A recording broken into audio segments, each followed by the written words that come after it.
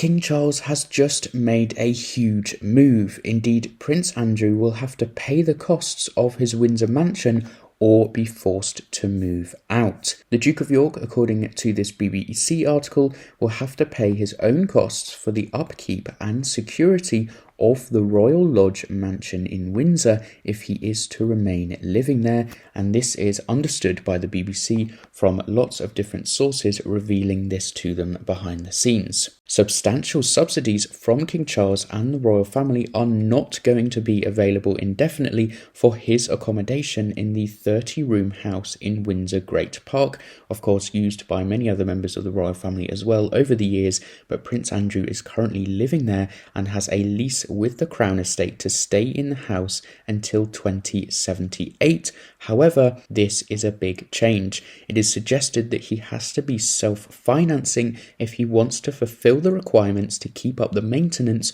of the 19th century listed building. The pressure to move Prince Andrew, who lives in the house with his ex-wife Sarah Ferguson, the Duchess of York, has been called the Siege of the Royal Lodge, and it is a big thing behind the scenes whether King Charles actually even likes his brother anymore. I don't think King Charles has the greatest relationship, of course, after everything came out about Prince Andrew, and the sense that the prince is under siege is likely to increase with a new Amazon film to be released next week about his 2019 Newsnight interview, which will reignite questions about his links, of course, to Jeffrey Epstein and that whole situation as well, and King Charles already wanting to cut down the royal family and make it more efficient for the taxpayer is also wanting to cut down members of the royal family that are not so good.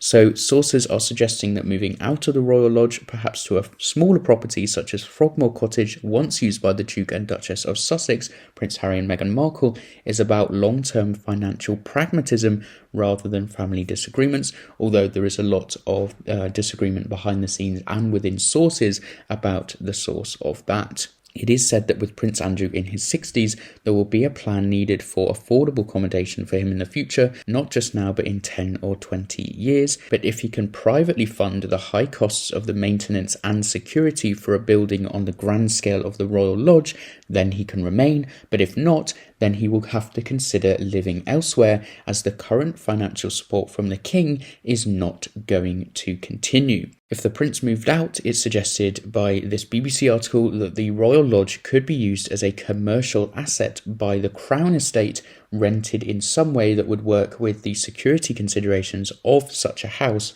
on the Windsor estate. Of course, the Crown Estate is different to the royal family's finances, but I made a whole video about that, how it's financed. So to quickly explain how the Crown Estate work, it's slightly different to what many people expect. So the Crown Estate makes profits.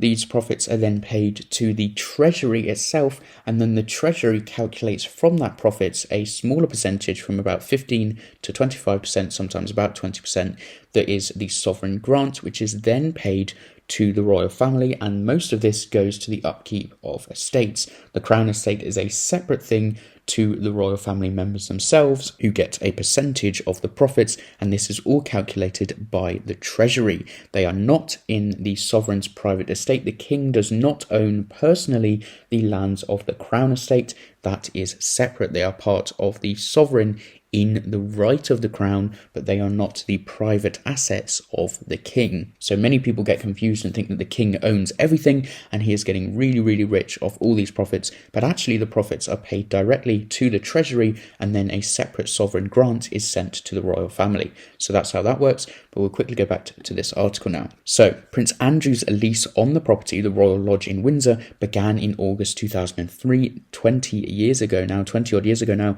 in the year following the death of its previous occupant, Queen Elizabeth, the Queen Mother, who died in 2002. The prince had approached the Crown Estate about acquiring the lease, and renting it to Prince Andrew as a paying tenant was seen as financially preferable to using it as a, quote, grace and favour residence for the royal family, so Prince Andrew paying to live there instead of just having it free for being a member of the royal family, basically. The house had also been in need of renovation, and the arrangement saw Prince Andrew taking on that cost, more than £7.5 million at the time, rather than the Crown Estate having to pay for repairs. He also made a one-off payment of £1 million to his landlords, the Crown Estate, the independent body that manages Crown property, security, according to documents from the National Audit Office, which examined the arrangements in 2005. And there was also the option of a one-off payment of £2.5 million as a way of buying out the annual rental. Within proximity to other royal residences, it was also thought that leasing it to Prince Andrew was a better arrangement, according to this BBC article,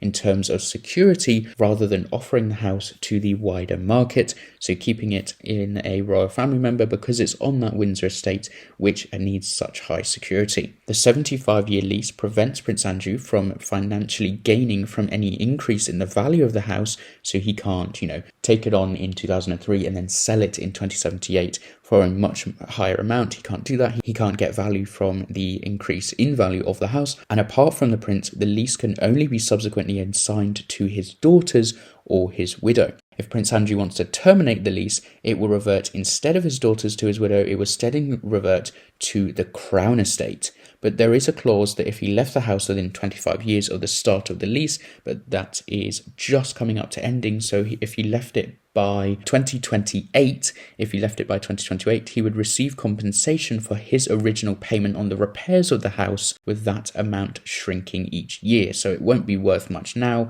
but yes, so he could still leave with this clause by 2028 and would receive a bit of money back on that. And yes, here it says with the article, with only 4 years left on that arrangement, he would not stand to recoup much of the 7.5 million he spent on renovating the house when he first moved in, with such front-loading costs making it less of an incentive for him to move out. But more than 20 years after taking on the lease, the questions are now about the continuing costs of maintaining such a big property and paying for security, and whether Prince Andrew can afford it out of his own pocket after this decision by King Charles that he will not be receiving any money from the King himself or the sovereign grant. He has to pay for it out of his own pocket. And there now seems to be increasing public pressure, of course, as well, for a more long-term solution for where Prince Andrew will live in the future. Of course, his public opinion ratings are not good at all, and so it is a pretty big deal that King Charles has made this decision, and Prince Andrew is going to have to pay the costs of this mansion or indeed move out. So just wanted to bring you guys this story today. I thought it was absolutely fascinating. Prince Andrew is having to pay his own costs if he wants to stay in the Royal Lodge on the Windsor estate, according to the BBC and what they are understanding from the many sources that they of course have. This was written by Sean Coughlin, the royal correspondent for the BBC. So all credit to them for this article that I was going through today, and I'll keep you updated on any more situations coming out about this, about Prince Andrew, where he might be living in the future, what's going to happen with that whole lease situation, whether he can indeed afford to continue living there, and King Charles's continuing decisions as the new sovereign. 2 years, of course, yesterday after the Queen passed away tragically.